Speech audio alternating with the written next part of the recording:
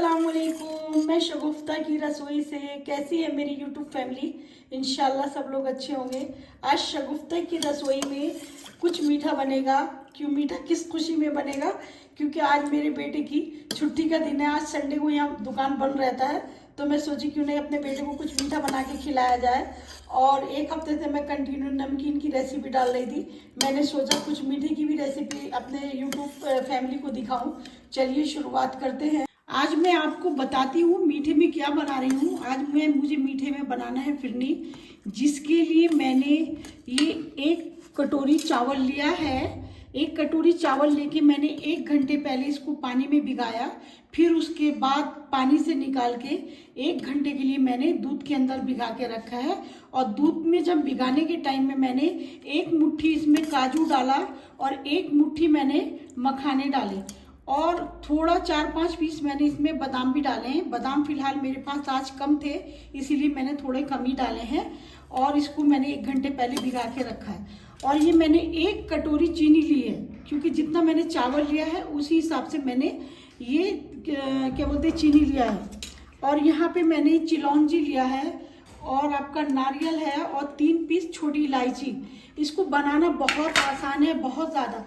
और जिसके लिए मैंने ये सिक्किम का दूध लिया है, ये स्पेशल वाला दूध है, ओरिजिनल दूध रहता है।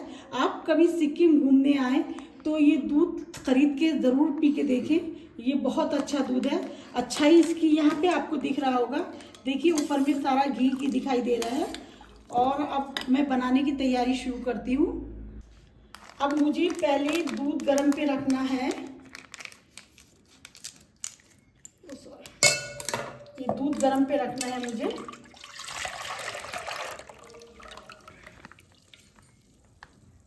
ये मैंने दूध गर्म करने रख दिया है। अब आगे मुझे क्या करना है वो मैं आपको दिखाती हूँ। उधर मैंने दूध उबालने रखा है। अब मुझे क्या करना है, ये जो मैंने पहले से ही भिगा के रखा था, अब इसको मुझे मिक्सी के जार में डाल के इसको पीसना है। ज़्यादा महीन करके नहीं पीसना है।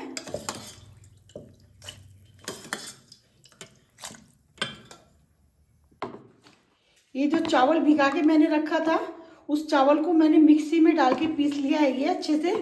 और ज़्यादा बारीक करके नहीं पीसा है, थोड़ा ज़रा खड़ा ही रखा है इसको। और ये दूध मैंने जो दूध में भिगाया था, इसको छन्नी में छान के रख लिया था।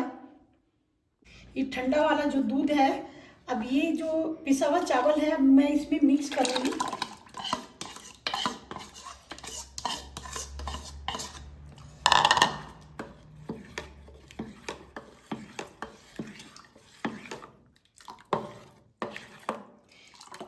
ये जो थोड़ा थोड़ा आपको मोटा मोटा दिखाई दे रहा होगा, तो ये मखाना है। मखाना इतना अच्छे से नहीं पीस पाता है।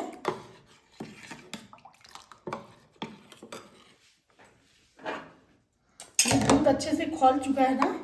अब इस दूध में मुझे ये मिलाना है।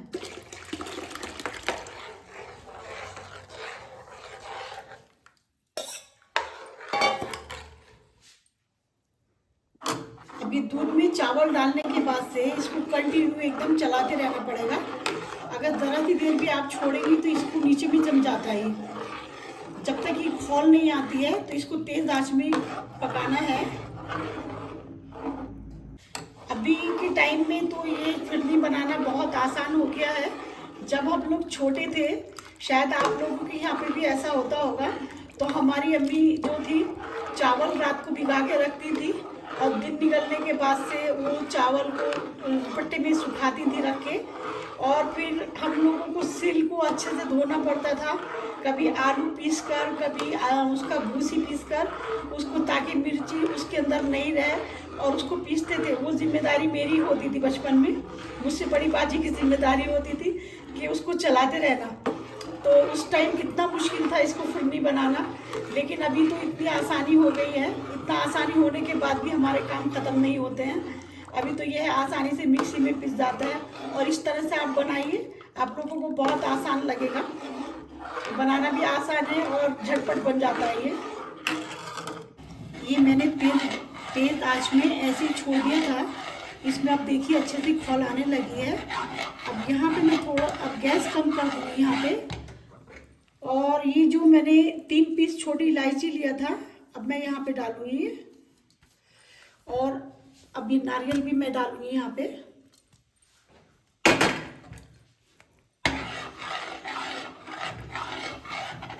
ये अच्छे से खौल आ चुकी है।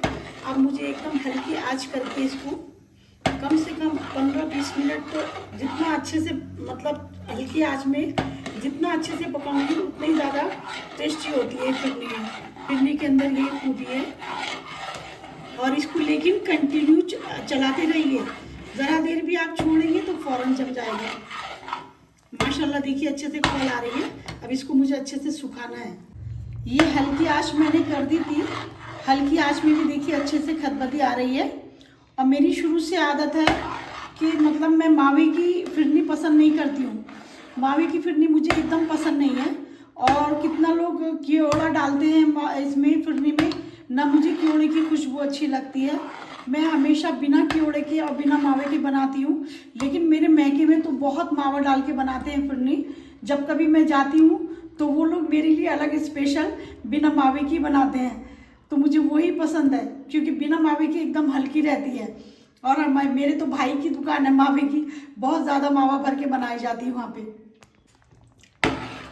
देखिए माशाल्लाह ये अच्छे से कम मैंने इसको 10 मिनट के लिए हल्की आंच पे ऐसे ही छोड़ दिया था। अब इतना मतलब जब गाढ़ा हो जाए तो चीनी अब डालना पड़ेगा इसमें। ये मैं 1 कटोरी चीनी डाली। इसमें कम से कम मुझे समझ लीजिए 1.5 लीटर दूध लगा है और 1 कटोरी में चीनी डाल रही हूँ। फिर भी मैं अभी हाथ रोक के डालूंगी क्योंकि मेरा बेटा चीनी बहुत कम खाता है। तो अगर देखती हूँ बाद में कुछ कम होगी तो मैं डालूंगी। और यहाँ मैंने जो ये चिलौंजी ली थी, तो ये मैं थोड़ी चिलौंजी और डालूंगी यहाँ पे। शुरू में चिलौंजी इसीलिए नहीं डालती हूँ क्योंकि फूल के फिर बहुत मोटी पड़ जाती है।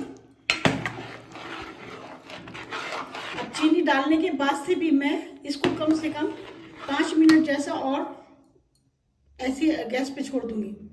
अब यहाँ पे मैं थोड़ा इसका मीठा चखूंगी।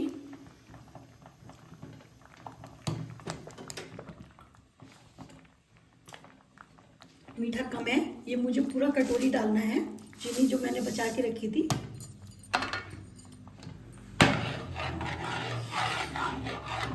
और जो ये फिरनी पकने की तैयार होने की पहचान क्या है, आप किसी एक प्लेट में इस तरह से थोड़ा रखिए और इसको ठंडा होने दीजिए। इस तरह से मैंने रखा। अब मैं इसको ठंडा होने दूंगी, उसके बाद मैं आपको दिखाती हूँ क्या पहचान है।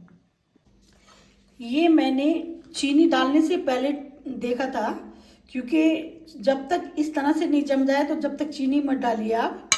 और यहाँ पे मैंने चीनी डालने के बाद से देखिए ये अब ज़रा सा भी नहीं गिर रहा है, एक ही जगह जमा हुआ है, तो समझ लीजिए फिरनी तैयार हो चुका है। और यहाँ देखिए